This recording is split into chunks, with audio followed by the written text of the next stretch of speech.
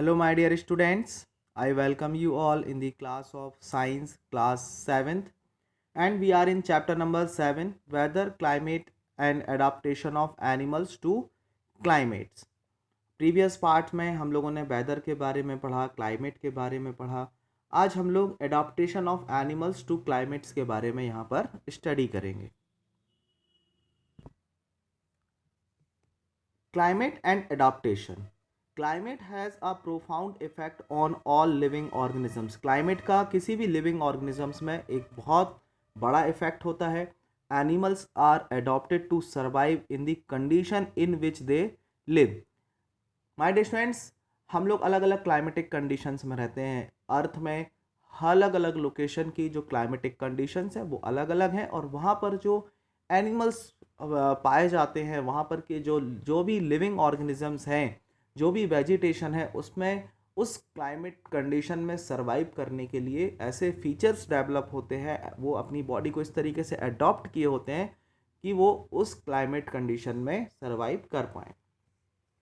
Animals living in very cold and very hot climate must possess special features to protect themselves against the extreme cold or heat. जो extreme cold weather है like polar region and extreme hot region जो है like desert, Sahara desert, Rajasthan में जो desert है India में, वो ये बहुत ही हॉट क्लाइमेटिक कंडीशंस हैं. और पोलर रीजन्स की बात करें जहाँ पर स्नो ही है, सिर्फ स्नो है, -10 डिग्री से लोअर ही टेम्परेचर होता है. सो ऐसी कंडीशंस में किसी भी ऑर्गेनिजम्स को सरवाइव करने के लिए स्पेशल फीचर्स की रिक्वायरमेंट होती है. So my dear students, in this chapter you have to learn about the animals found in polar regions, that means north pole और साउथ पोल आप लोगों ने सुने हैं. और पोलर रीजन्स की जो कंट्रीज़ हैं, Canada, Greenland, Iceland, Norway, Sweden, Finland, Alaska, ये सारे पोलर रीजन्स हैं. और जो ट्रॉपिकल रेन फॉरेस्ट है जहाँ पर हॉट क्लाइमेट कंडीशंस पाई जाती हैं, वो है India, Malaysia, Indonesia, Brazil, Republic of Congo, Kenya, Uganda and Nigeria. These are the countries where tropical rain forest are found. एंड ये जो कंट्रीज़ यहाँ पर दी हुई हैं, ये पोलर कंट्रीज़ हैं, पोलर रीजन्स हैं. और यहाँ पर जो एनिमल्स होते हैं, इनके अंदर कुछ स्पेशल फीचर्स होते हैं जिनके बारे में आज हम लोग यहाँ पर स्टडी करेंगे. माय डियर स्टूडेंट्स, आप लोगों ने ज्योग्राफी में पढ़ा होगा, तो आप लोग अपना वर्ल्ड का मैप देख सकते हैं और वर्ल्ड के मैप में मार्क कर सकते हैं पोलर रीजन्स को ब्लू से और ट्रॉपिकल रीजन्स को रेड से. आप लोग वहाँ पर मार्क कर सकते हैं. ज्योग्राफी में आप लोगों ने इस चीज़ को अच्छे से पढ़ा होगा. तो हम लोग बात करते हैं my dear students. First climatic condition जो आज हम लोगों को इस चैप्टर के में पढ़नी है, the polar regions. The polar regions present an extreme climate. These regions are covered with snow and it is very cold for most part of the year. Year के मोस्ट ऑफ द टाइम यहाँ पर snow होती है और जो temperature होता है वो माइनस में होता है. दैट मीन्स वहाँ की जो कंडीशंस हैं वो बहुत ही एक्सट्रीम है और बहुत ही कोल्ड कंडीशंस हैं. आप जस्ट इमेजिन करिए कि अगर आपको ऐसी कंडीशन में रहने के लिए कहा जाए तो क्या आप विदाउट एनी स्पेशल थिंग्स आप वहाँ पर सरवाइव कर पाएंगे? अगर आपके पास कोई स्पेशल थिंग्स नहीं हैं उन चीज़ों से बचने के लिए, तो क्या आप वहाँ पर सरवाइव कर पाएंगे? नो. बट तब भी वहाँ पर कुछ ऐसे एनिमल्स पाए जाते हैं जो जिनके अंदर कुछ ऐसे नेचुरल फीचर्स हैं जिसके कारण वो ऐसे एक्सट्रीम कंडीशंस में सरवाइव कर पाते हैं. For 6 months the sun does not set at the poles while the other 6 months the sun does not rise. ये आप लोगों ने पढ़ा होगा कि ईयर में 1 टाइम वहाँ पर सनराइज होता है और ईयर में 1 टाइम वहाँ पर सनसेट होता है पोलर रीजन्स पे. In winter the temperature can be as low as -37 degree Celsius. Animals living there have adopted to this severe condition. Let us see how they are adapted by considering the example of polar bears and penguins. यहाँ पर 2 example दिए हैं polar bears के और penguins के, जो कि आपको पोलर रीजन्स में देखने को मिलेंगे और इनके अंदर कुछ ऐसे स्पेशल फीचर्स होते हैं और अडाप्ट किए होते हैं ताकि वो ऐसे एक्सट्रीम कंडीशन में -37 डिग्री सेल्सियस पर वो सरवाइव कर पाएँ। Now polar bear have white fur so that they are not easily visible in the snowy white background. It protect them from their predators. सबसे पहला जो एडाप्टिव फीचर्स यहाँ पर पोलर बियर के बारे में दिया है, पोलर बियर का जो कलर होता है वो वाइट होता है। डेट मीन्स उसके जो फर्स होते हैं, जो उसके बॉडी में जो हेयर्स होते हैं फर्स, वो वाइट कलर के होते हैं। और ये क्या करते हैं, जो प्रेडेटर्स हैं जो इनका शिकार कर सकते हैं उनसे इनको बचाने में हेल्प करते हैं, क्योंकि वो वाइट स्नो में वाइट कलर छुप जाता है तो इजीली उनको डिटेक्ट नहीं कर पाते जो उनके प्रेडेटर्स होते हैं। It also help them in catching their prey to protect them from extreme cold. They have two thick layer of fur. इनकी बॉडी में डबल लेयर्स होती हैं। It has two thick layer of fur. It predator and prey are unable to see. इनके जो pray होते हैं, जो जिनका ये शिकार करते हैं और जिनका ऐसे एनिमल्स जो इनका शिकार कर लेते हैं, जो इनका फूड होते हैं, उनको ये इजीली देख नहीं पाते बिकॉज ऑफ वाइट फर।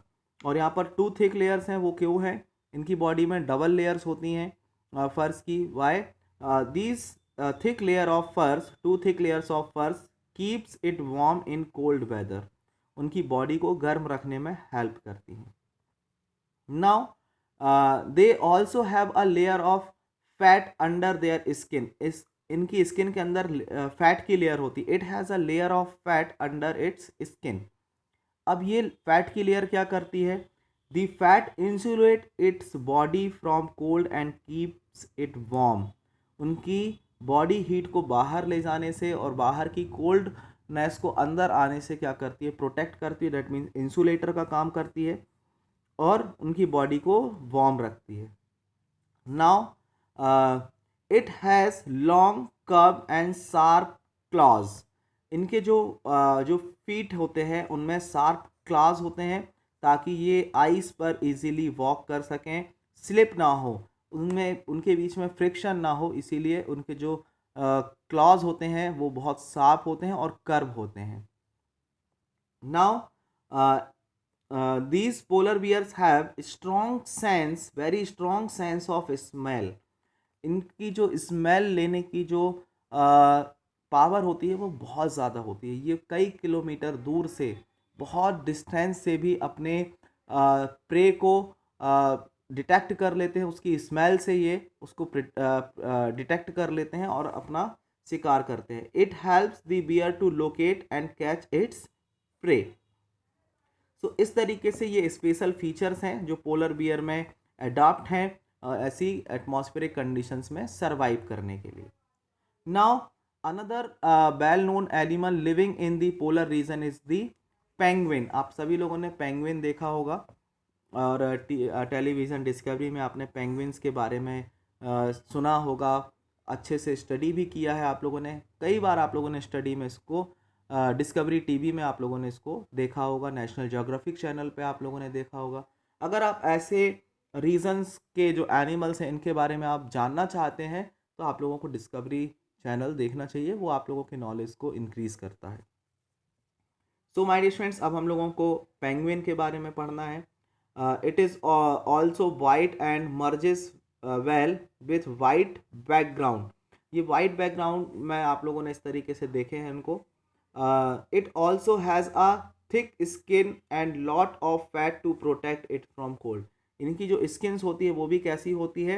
बहुत ही थिक स्किन होती है और साथ ही फैट की लेयर्स भी इनकी बॉडी में होती है जो कि एक्सट्रीम कोल्ड वेदर से इनकी बॉडी को प्रोटेक्ट करती है। You may have seen pictures of penguins huddles together. Penguins दो penguins आपस में पेयर्स में क्या करते हैं? हडल्स करते हैं। दैट मीन्स वॉक करते हैं। This they do keep warm. Recall how warm you feel when you are in hall full of people. अगर बहुत सारे पीपल एक ही कमरे में बैठे हो तो वहाँ पर वार्म ज़्यादा होता है, गर्मी ज़्यादा होती है। अगर कम पर्सन है उस हॉल में तो वहाँ पर जो टेम्परेचर होगा वहाँ पर कूल होगा। तो इस तरीके से ये लोग ग्रुप्स में रहते हैं ताकि एक दूसरे की बॉडी हीट ट्रांसफ़र कर सकें और साथ ही साथ अपनी बॉडी को क्या रख सके, वार्म रख सके एक्सट्रीम कोल्ड वेदर में।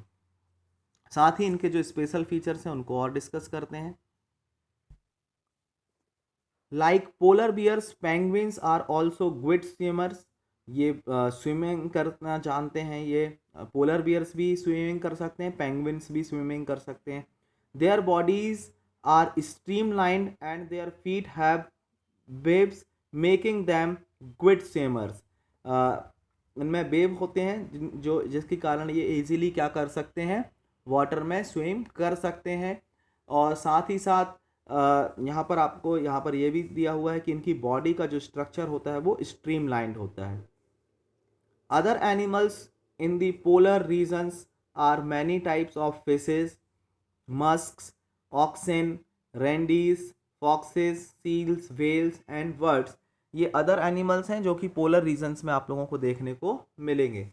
It is to be noted that while fish can remains under cold water for long. Fishes क्या है, कोल्ड वाटर में बहुत लॉन्ग टाइम तक रह सकते हैं। But must remains warm to survive. Birds को वार्म रहने के लिए ये लोग क्या करते हैं, माइग्रेशन करते हैं। माइग्रेशन मीन्स आप लोगों ने जबलपुर में जो नर्मदा रिवर है आप लोगों ने कभी विजिट की होगी तो आपने वहाँ पर माइग्रेटरी बर्ड्स देखे होंगे जो यहाँ के नहीं होते हैं, ये बाहर से आते हैं। ऐसे ही आप गंगा बेसिन में जाएंगे और मध्य प्रदेश के अलग अलग रिवर्स पॉन्ड्स में आप लोगों को ये माइग्रेटरी बर्ड्स देखने को मिलेंगे। ये माइग्रेटरी बर्ड्स क्या करते हैं my dear students, polar region से, यहाँ पर दिया हुआ है माइग्रेटरी बर्ड्स के बारे में, पोलर रीजन से 15,000 किलोमीटर का फ्लाई करके ये अपने एक्सट्रीम क्लाइमेट से बचने के लिए, कोल्ड वेदर से बचने के लिए वार्म प्लेसेस में आ जाते हैं। और जब यहाँ पर कोल्ड पड़ता है, जब यहाँ पर ठंड पड़ेगी तो ये अपने प्लेसेस में वापस चले जाते हैं।